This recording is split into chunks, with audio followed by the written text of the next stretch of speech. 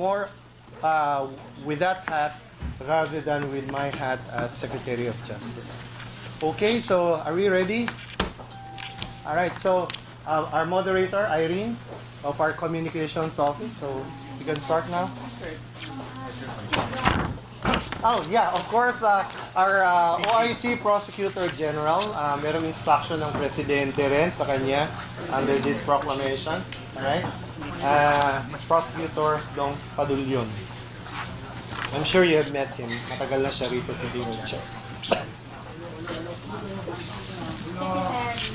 Alright, shall we begin?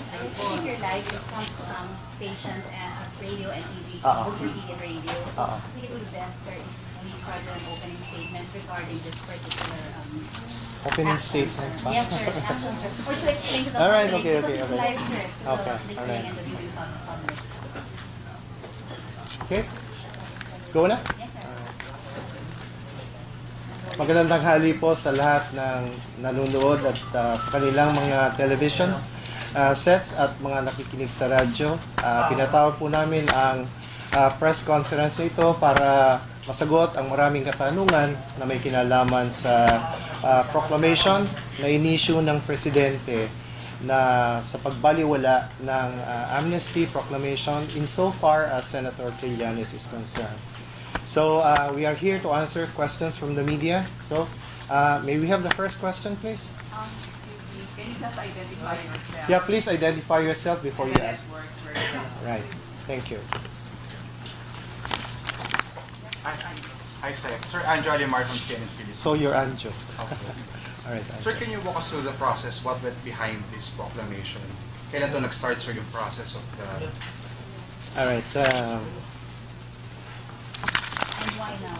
Yeah, we are talking about proclamation number 572, signed by the President on August 31, 2018. Just a couple of days before he departed with many members of the cabinet for Israel and Jordan. All right, this was also attested by Executive Secretary Medjaldea. And I was informed about it on the day of the departure of the President, verbally at least. And I got a hard copy of the proclamation, a certified copy, only yesterday. I understand that the proclamation was published in a newspaper of general circulation today, this morning. So I do not have any personal knowledge as to when the review of the amnesty given to Senator Trillanes actually began. But what I know is that this matter of review has been there for quite some time. It's not as if this happened only 5 days ago or nothing of that sort. I think this has been being discussed a couple of years ago, as far back as 2013, I guess. But it just so happened that now it was only recently that the proclamation was issued by the President. Take note that the title of the proclamation is Revocation of DND Ad Hoc Committee Resolution Number 2, dated January 31, 2011, insofar as it granted amnesty to former LTSG Antonio Trillanes IV. All right, so while the title indicates that it's a revocation, the contents of the proclamation, if you have read a copy of that proclamation, would show that it actually nullified or declared void ab initio. All right, the issuance of the amnesty to Senator Trillanes, as if it never existed, never been valid for non-compliance with certain mandatory requirements for the availment of that amnesty. So, binaliwala ito as if it never existed. It's not, something that was given and being taken back.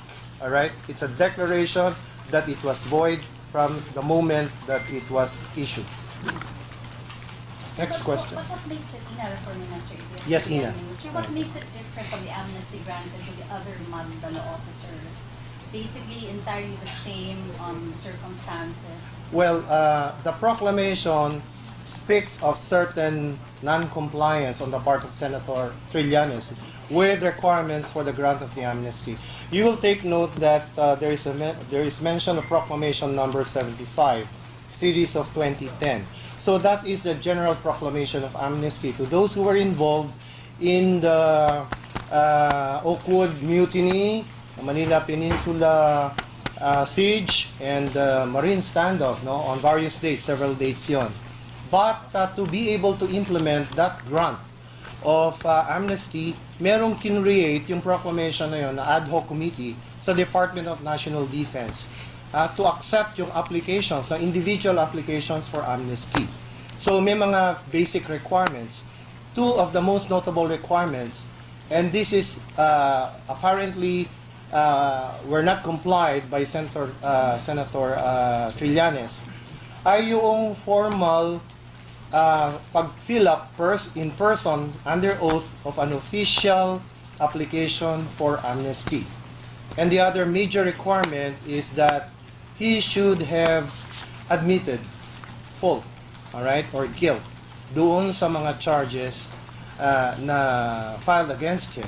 There must be an express admission of guilt, all right, before you can be eligible for amnesty. All right, so apparently based on the review undertaken, ay hindi siya nag-comply dito. As a matter of fact, there are allegations that to the media he said na he does not admit any guilt of the offenses charged. No?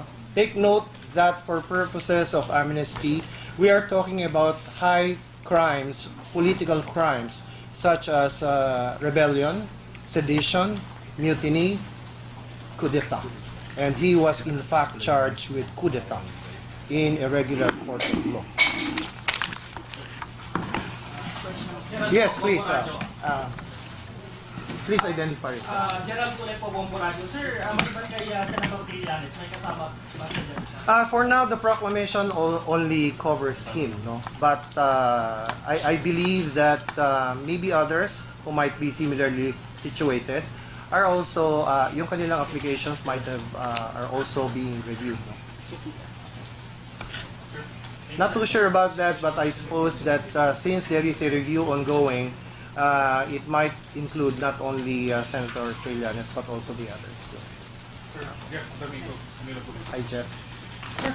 May interview yata si Trillanes kanina. Parang sabi niya, meron daw siyang certificate. So, ibig sabihin, nabigyan siya ng amnesty. Wala siyang, parang nag-comply siya sa mga requirements. Well, let him just show it, no? What we're saying is yung requirement of an application under oath does not exist in the records, and that there are no records either of any admission of guilt on his part, no, for the charges filed against him. Sir, Lian Buwan of Rappler. Hi, Lian. Sir, does the proclamation have an effect of a warrant or kailangan pong mag-apply ng DOJ ng warrant of arrest sa isang court? By itself, no, the proclamation directs the Department of Justice as well as the Armed Forces of the Philippines, no, to take the necessary action in order to continue the proceedings.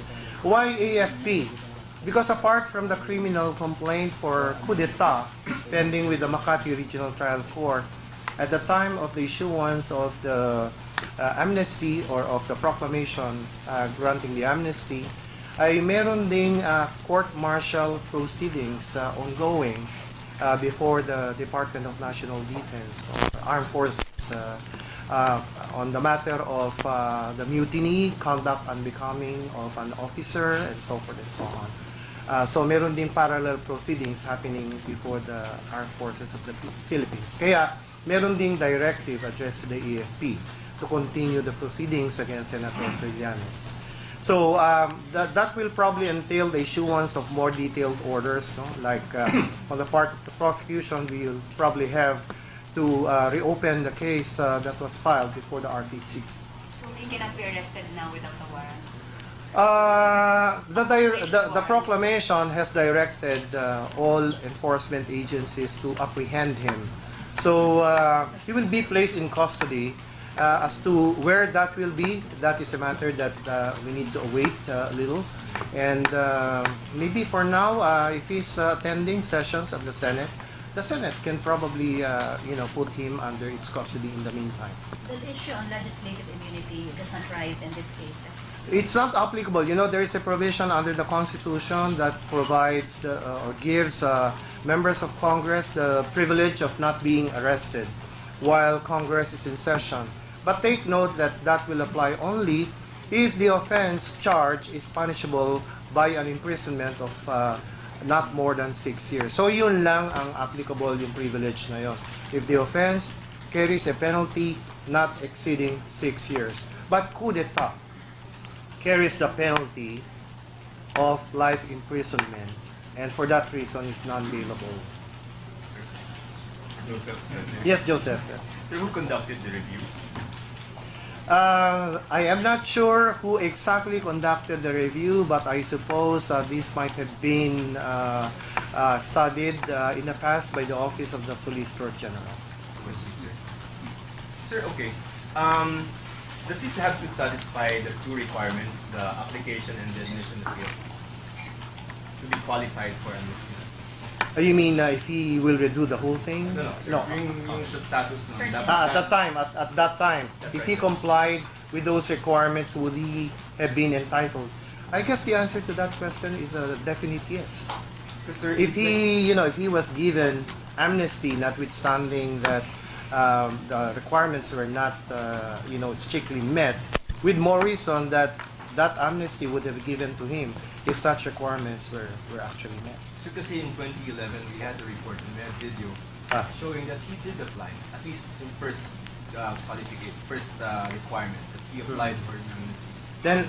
Then let him show it. But that is really beside the point, because there is this more important requirement of admitting one's fault, before one can be entitled to an amnesty. You must first admit your guilt for rebellion, sedition, or coup d'etat, as the case may be. Now, show proof that he actually, admitted guilt for such offenses. Without that, sir, valid yung 572, no? Without that proof that he did admit to the crime, valid yung 572. That's what the proclamation says, no? And, upon review, and these basic requirements, mandatory requirements, were not met. That was the basis for a declaration by the President that amnesty granted to him at that time was actually void ab initio. Why only specific to Senator Trillanes? I am not saying that it's specific only to him. As a matter of fact, I said earlier that I have reasons to believe that maybe people similarly situated like as Senator Trillanes, the grant of amnesty to them might also be under review. You talked about reopening the case on the part of the Department of Justice, which was prosecuted this case before the Makati RTC, if I'm not mistaken. From here on, what are we looking at, sir? How are we going to do about it? That reopening, and because the revocation so far only pertains to him, does that also mean that if we reopen that particular case, it will only apply to Senator? First, we have to check our records first, okay? Because that case was filed and prosecuted way back in 2003. All right, so 15 years ago, and we really have to look at the records of the case. If the proceedings were merely suspended, or if there was an order of dismissal and stuff like that. So we need to find that out first. Maybe, all right, Prosecutor General OIC Padulyon may be able to answer the question. As far as he's concerned, he was promulgation. Submitted or what?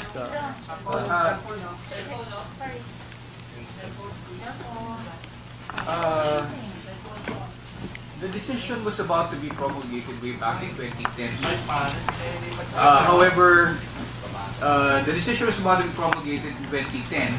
However, because of the manifestation of the defense that there was an application for amnesty, or amnesty was being offered, the court suspended the promulgation. and it was supposed to have been subject to the compliance with all the requirements for application for amnesty. Now, as far as our records, the records that we've seen so far, there are among the accused who were actually, there was a decision which was rendered by an acting presiding judge who took over, Judge Pimentel, and she approved the amnesty which was granted to some of the accused. But when I looked at the records, it did not include Senator Trillanes. So we're still in the process of looking at all other decisions of Regional Trial Court Branch 148 as to other decisions that may have been rendered as far as the other accused are concerned, sir. So the applications were presented to the court, pala, sir? No, manifestations were filed with the court saying that the accused who had filed or availed of amnesty had complied with the requirements. These were filed by their respective counsel. So on the basis of that, the acting presiding judge at that time approved the said applications. It did not include. As far as the order that I have reviewed so far this morning, it did not include the name of Senator Trillanes. But again, we're having our prosecutors in Makati check with Regional Trial Court Branch 148, check with the records to find out if there were other orders or decisions that were rendered pursuant to approving the amnesty applied for. So what does it mean? Promulgation already, Chudong. In this case, it was already up for the prosecution and defense were already completed, and it was already up for promulgation. Yes, the decision, the case was already submitted for decision. In fact, if I recall, Judge Pimentel already came out, scheduled it for promulgation, and he had with him a copy of the decision. He was just about to promulgate the decision when there was a manifestation from the defense counsel stating that there was amnesty that was supposed to be granted to all of the accused. Sir, anong ibig sabihin nun na kanina wala dun yung application ni Trillanes sa RTC? Ano pa? Kasi there are, if you look at the case, there are about 31. Hold on, sir. There are about 31 accused in this case. Now, if all of them availed of amnesty, then naturally there would have to be a manifestation to the court informing the court that they had complied with all the requirements. Apparently, not all of them were represented by one counsel. So, depending on who filed the manifestation, the orders would come out. Now, what I'm saying is that based on what I have checked so far, it did not include the name of Senator Trillanes. So walang application? Well, not in that order. It would appear that in that particular order, it would appear that as far as Senator Trillanes is concerned, wala pang approval. So we're checking other orders of the court. If mabubuhay ulit yung kaso, sir, ibig sabihin, desisyon na lang yung kulang. Si Judge Pimentel, andyan pa ba, sir? Wala na po. Judge Pimentel retired already, I think, 2010. Okay, so there's another judge, Judge Soriano, if I'm not mistaken, who is the acting presiding judge of RTC Branch 148. And you are correct, if the case will be reopened, it is only for the purposes of, one, asking for the issuance of an alias warrant of arrest, and second, for asking the court to promulgate the decision, considering that the court had already previously acquired jurisdiction over the person of the accused. Okay, sir. Do you need to apply for a warrant? Or AFP na lang? Alias warrant before. Yes, in alias warrant. Alias warrant.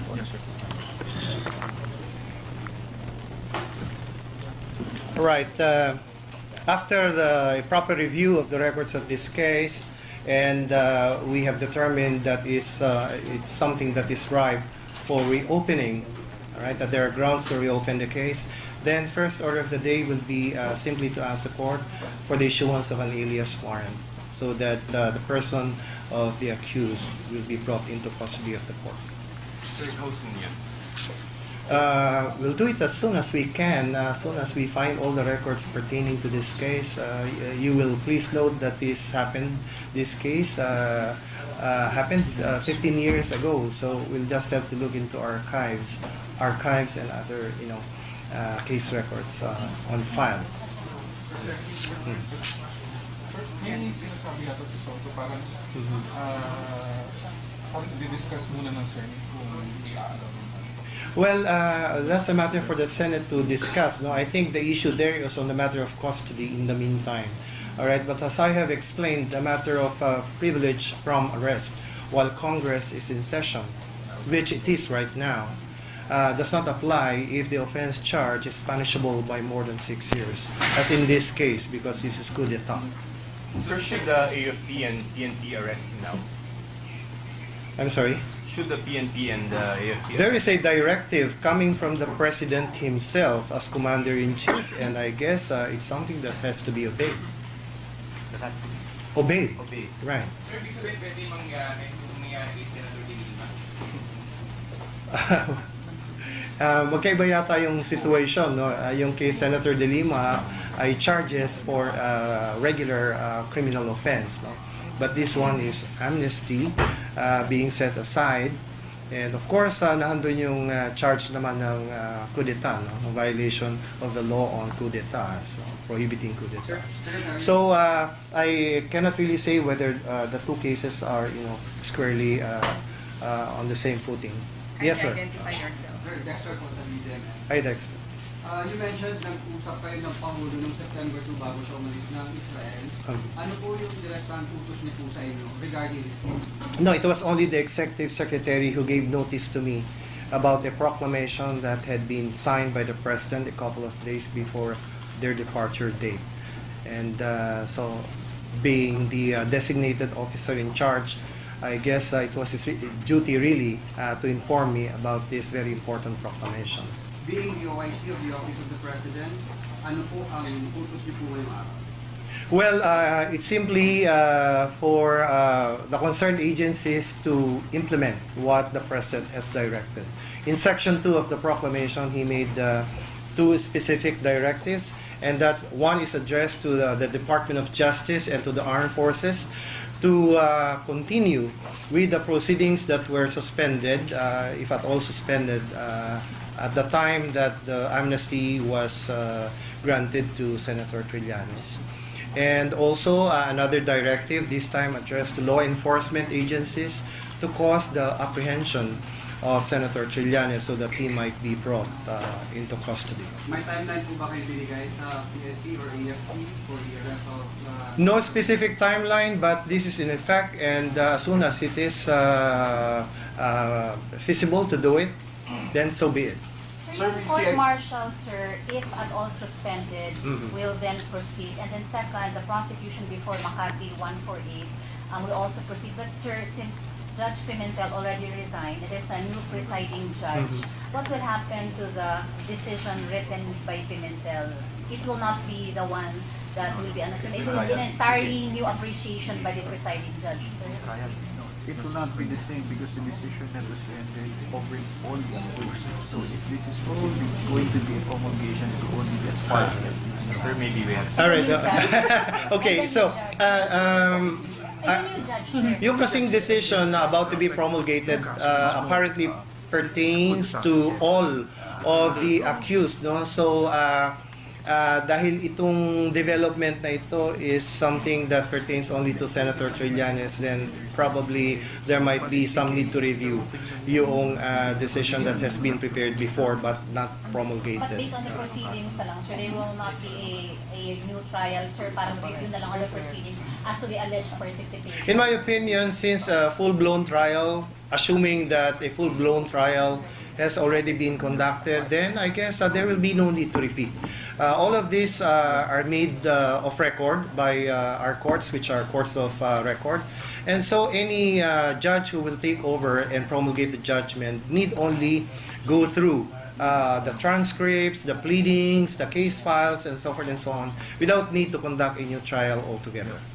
Sir, kasi may CIDG personnel na kayo sa Senate, so they can already effect the order. They can actually. So and yeah, I think Senator Trillanes says he's ready. He's ready. So so be it. All right. Sir, I mean, Yes. as long, sir, people are quite surprised with this development. Is there such a jurisprudence when it comes to revocation of amnesties? Well, as I said, this is not a matter of revocation. When you say you revoke, there's something that was actually given validly and you are taking it back for some reasons. But that does not seem to be the case here. This proclamation declares that the grant was invalid and void ab initio, right from the beginning. So you're not taking back something. You're declaring that something never actually validly existed. Sir, Lawrence Tanoko, Radyo Sir, here. Yes. Radyo Pilipinas, Sir Lawrence Tanoko. Sir, if Yes, ever na Lawrence. makapag-comply po si Senator Trillanes dun sa mga requirements, pwede bang ibigay ulit sa kanya ang amnesty? Or magbigay ng I guess that's a different matter altogether. You know, we're talking about executive clemency, and that pertains to the person who is the chief executive at the time that the application will be granted. No, so he'll be dealing with President Duterte this time if he applies, assuming that he will be willing to do that. So, syempre, sir, ang perception nito, sir, hinahabol yung kalaban, di ba, sir, ng Pangulo. Sir, yun yung magiging political persecution. That would be the line, definitely, of Well, we cannot really prevent people or Senator Trillanes from thinking that way. But from the point of view of government, if there is something that needs to be done, then it should be done regardless of the timing. Especially if an act is deemed void from the beginning. We're not talking about any prescriptive period here.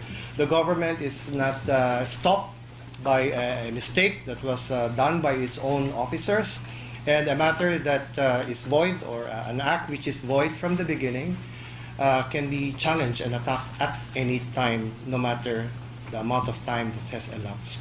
So what prompted the review of OSC? Can't really answer that, you know. But I guess this is really a matter of making sure that all necessary legal requirements in so far as important matters like this have been complied with.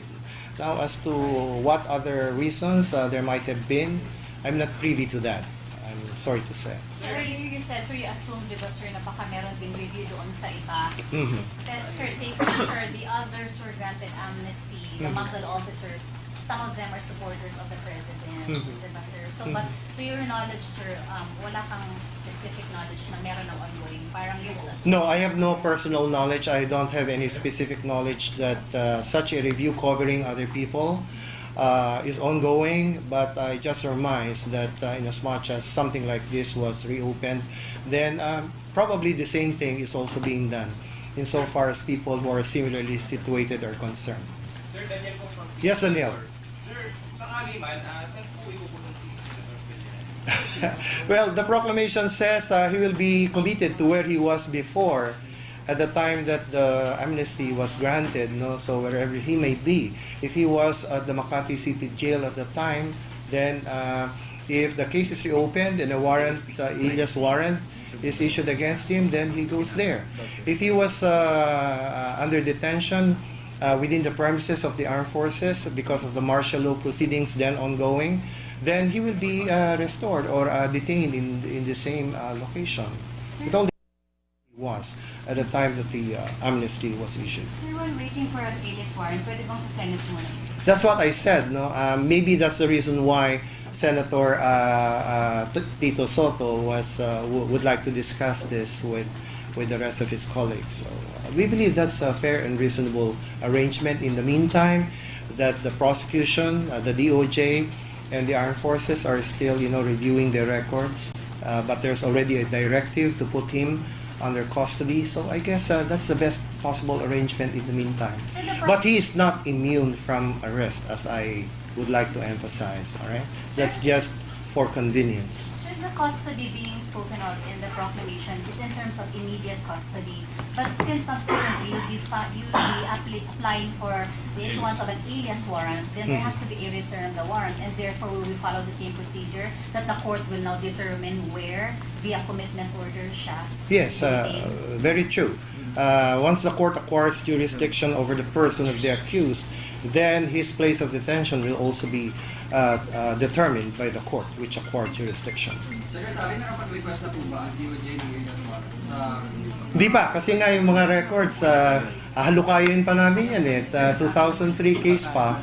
And we got this proclamation only yesterday, so we need to take a look at the records first. So sir, it's now na meron ng hindi na-comply na requirements sa Senator Trillanes. Can we say na yung grant sa kanya by the previous administration is ready? Void nga eh, not only irregular but void, no? So I cannot really answer for those for the people who granted the amnesty at that time.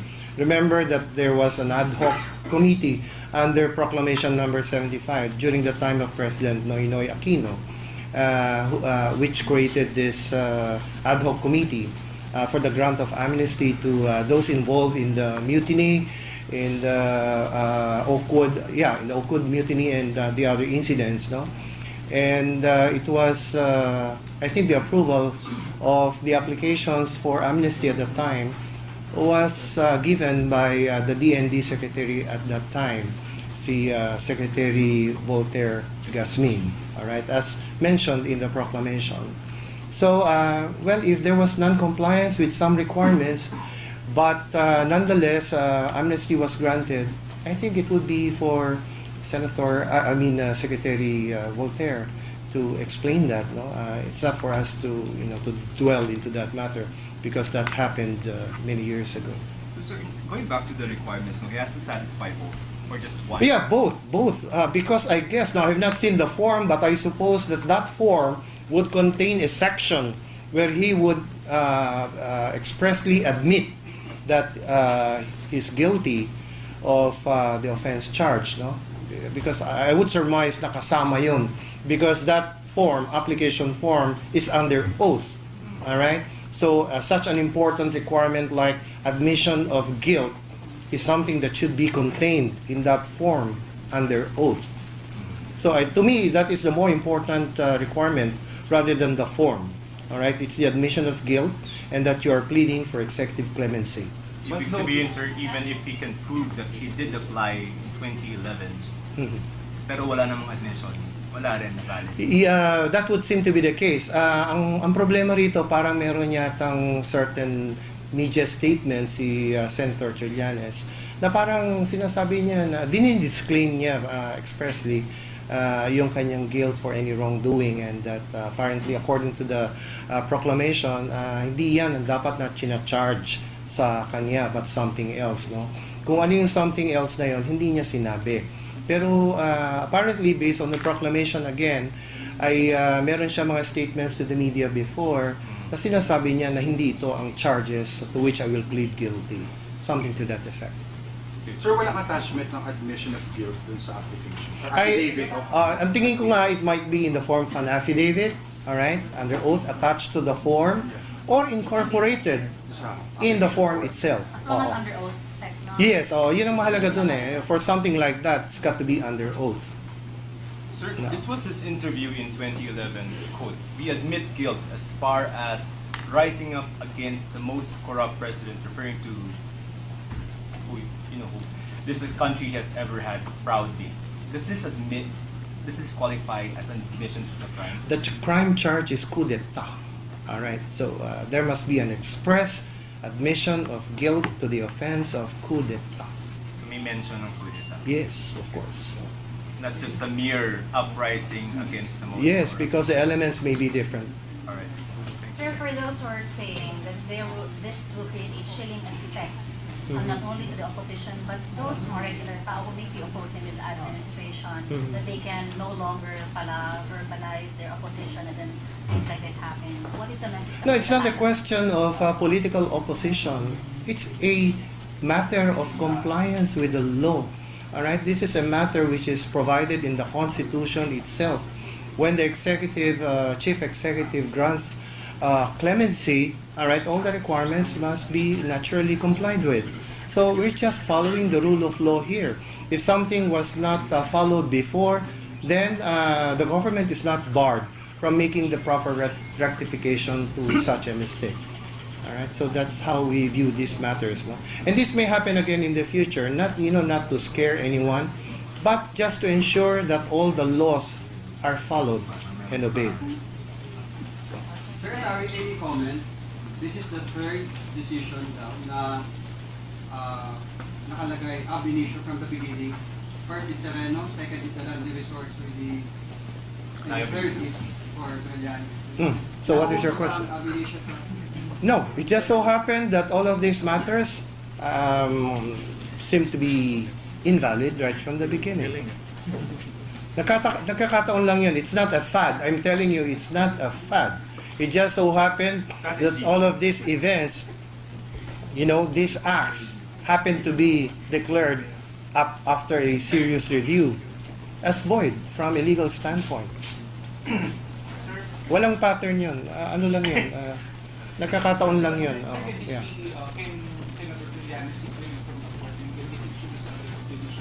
It's up to him. It's up to him. I will not teach him what to do. His lawyers are more, you know, are very capable of thinking what the legal remedies are available to him. Secretary, clarification lang. If he can prove na from the very start meron naman talaga siyang requirement, can the amnesty be restored without him having to apply to the or... Let's cross the bridge when we get there.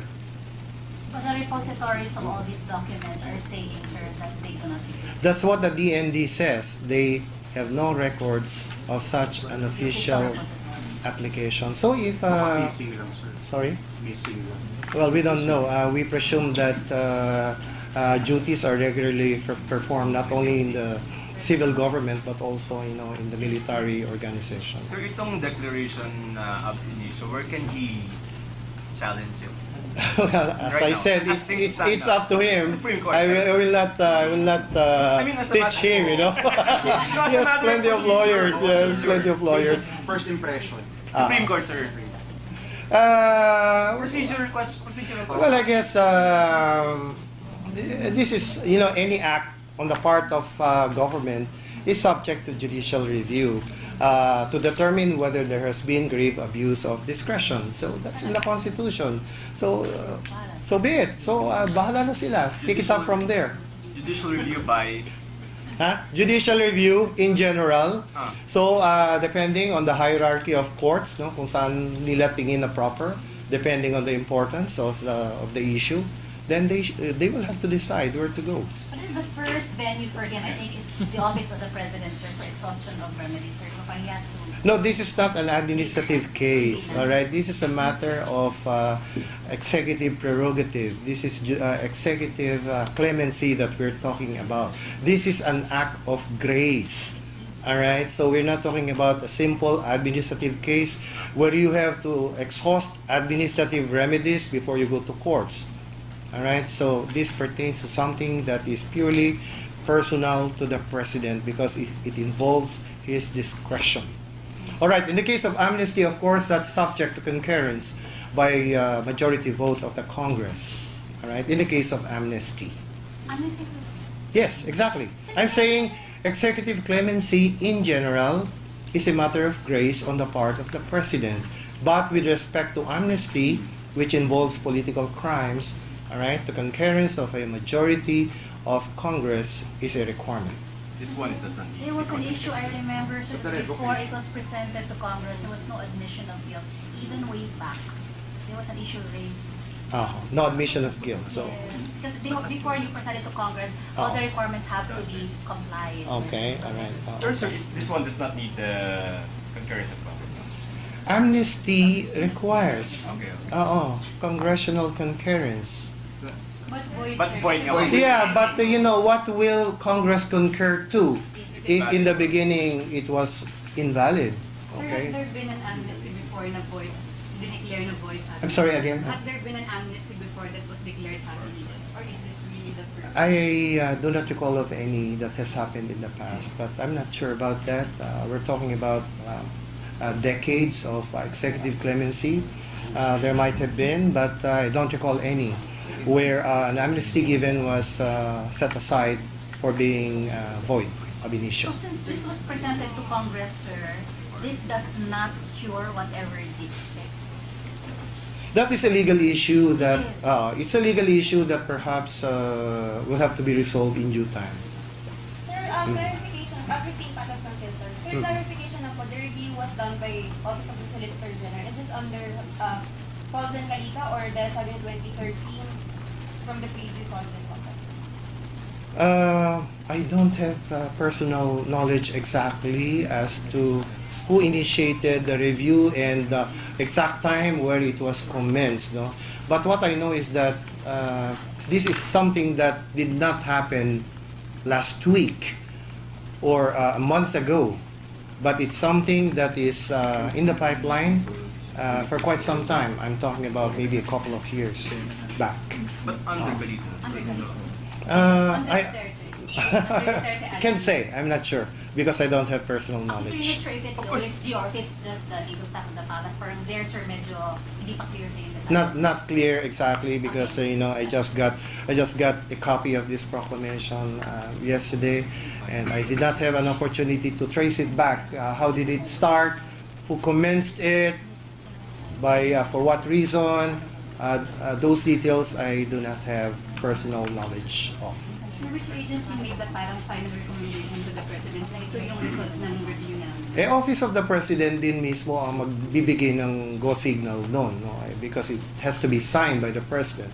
Then I suppose before it gets signed by the President, it will have to be reviewed by the lawyers at the Office of the President. Categorically, we can't say right now, sir, kung OSG ba to or under Malacanang solely, wala pa tayong ganun. I would say that probably both, no? OSG lawyers and Malacanang lawyers have reviewed this matter, no? Because this is a matter that pertains to the Chief Executive. So the Solgen would necessarily be consulted or involved, as well as lawyers working at the Office of the President, where I used to be or work. Yes, Tetch. Sir, sabi ni Congressman Alejandro, susunod na daw siya, sir. May other pa ba kayong nire-review, sir? I don't know about that. Really, I don't know about that. Maybe tomorrow. Any further questions, gentlemen and ladies? Okay na? I have submitted the report of the DOJ in consultation with the Office of the Government Corporate Counsel to the President. And meron kasing recommendations in that report, the evaluation report by the DOJ.